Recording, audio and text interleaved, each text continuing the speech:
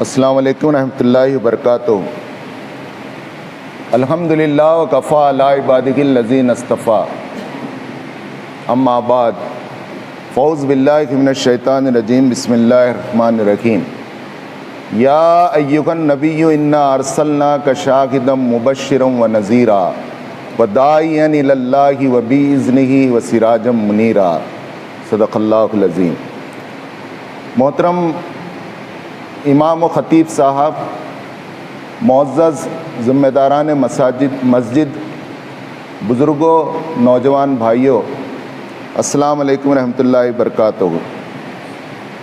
سب سے پہلے ہم اس اللہ رب العزت کی حمد کرتے ہیں جس نے ہمیں پیدا کر کے ہماری ہدایت بلکہ پوری انسانیت کی رہنمائی کے لیے رسالت کا سلسلہ چلایا، اور آخر میں اپنے حبیب احمد مجتبیٰ تاجدار مدینہ محمد مصطفیٰ صلی اللہ علیہ وسلم کو رہبر و رہنما بنا کر بھیجا۔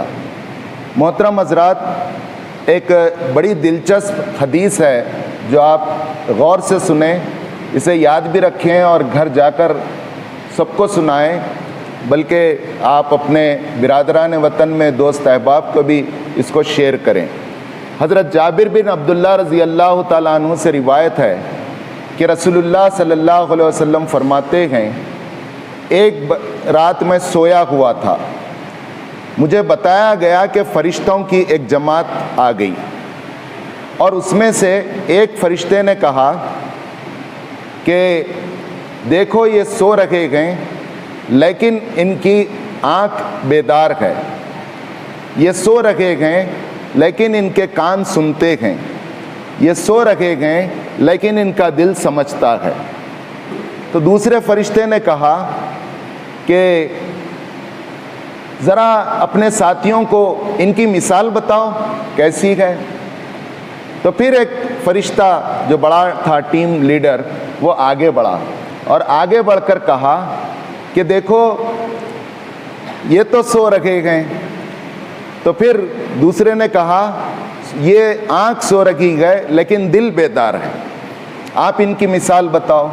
تو انہوں نے مثال بتایا، ایک سردار نے ایک بڑا محل بنایا، آقا نے محل بنایا، اور محل بنا کر محل کو خوب آراستہ کیا اور اس میں کوئی کمی بیشی نہیں رکھی، اور پھر اس محل کے اندر ایک دسترخوان لگا دیا اور اس میں نعمتیں بھر دیں اور نعمتیں سجا دیں، نعمتوں سے اس دسترخوان کو چن دیا، اور پھر ایک لوگوں کو بلانے کے لیے ایک کو بھیجا اور کہا کہ لوگوں کو محل کی طرف بلاؤ تاکہ جو محل میں آئے اسے دسترخوان پر بیٹھنے اور ان نعمتوں سے لطف اندوز ہونے کی دعوت دو۔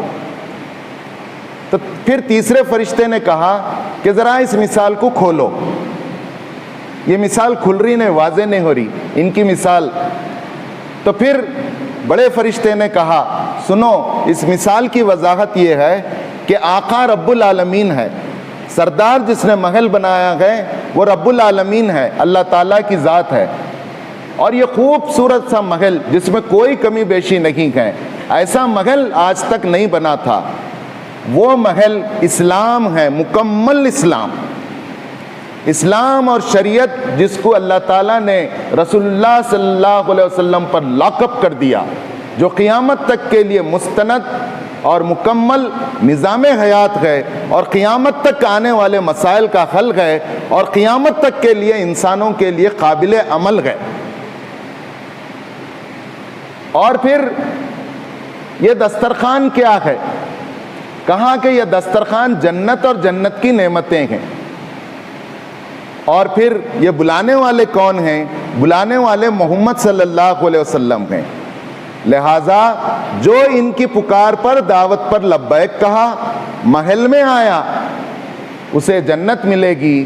جو ان کے بلانے اور دعوت سے انکار کیا، وہ اسلام میں نہیں آیا، اسے جنت نہیں ملے گی۔ اور آخر میں گئے محمد صلی اللہ علیہ وسلم لوگوں کو تفریق کرنے والے ہیں۔ یہ بخاری اور مسلم کی صحیح حدیث ہے محترم حضرات، ابھی خطیب صاحب نے اتنے پیارے انداز میں ہمیں بتایا کہ جی چاہ رہا تھا کہ ہم سنتے جائیں، ہم استفادہ ان سے کرتے رہیں گے۔ میں ایک پہلو نبی کریم صلی اللہ علیہ وسلم کا آپ کے سامنے رکھنا چاہتا ہوں۔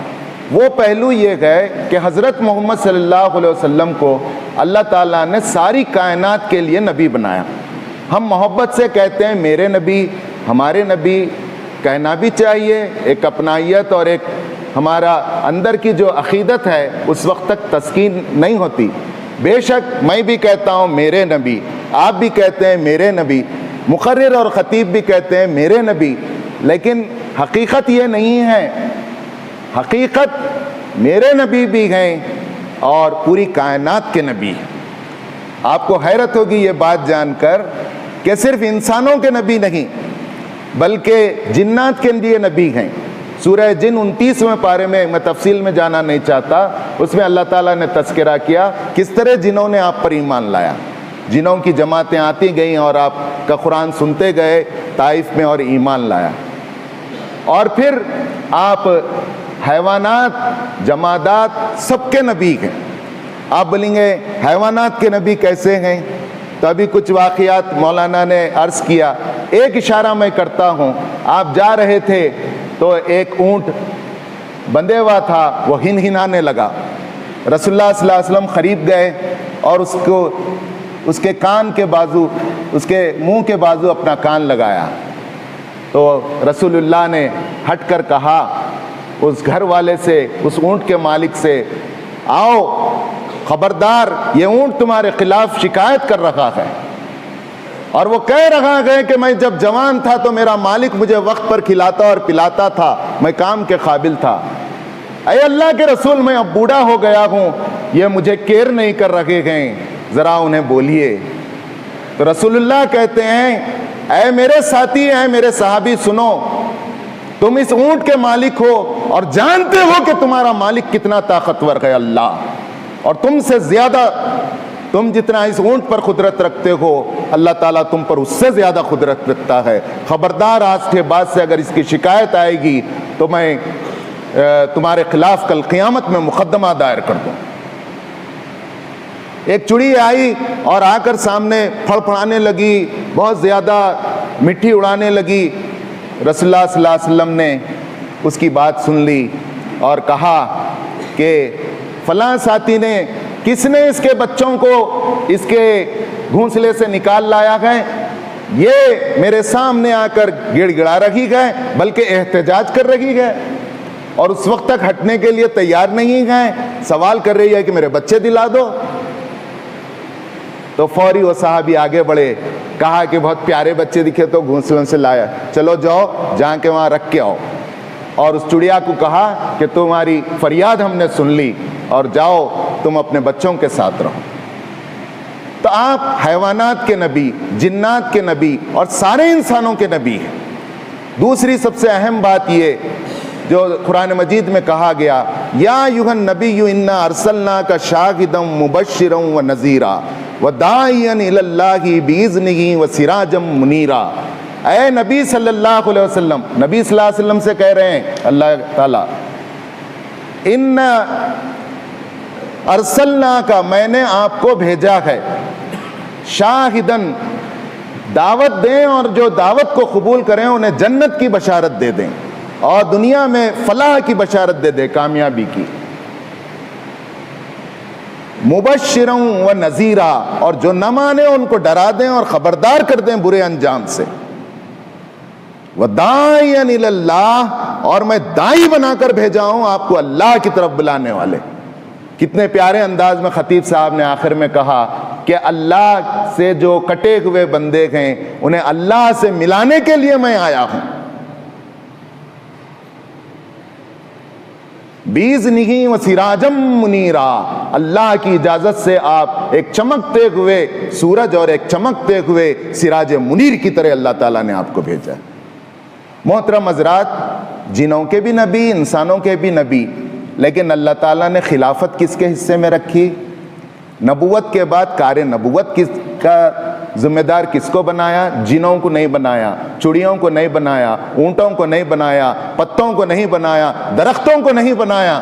یہ اعزاز صرف اگر ملا ہے کسی کو تو وہ ملا ہے انسان کو، کیونکہ انی جاعلک فی الناس اماما، میں نے اس کو خلیفہ بنایا اور امام بنایا، میں نے اپنی نیابت عطا کی۔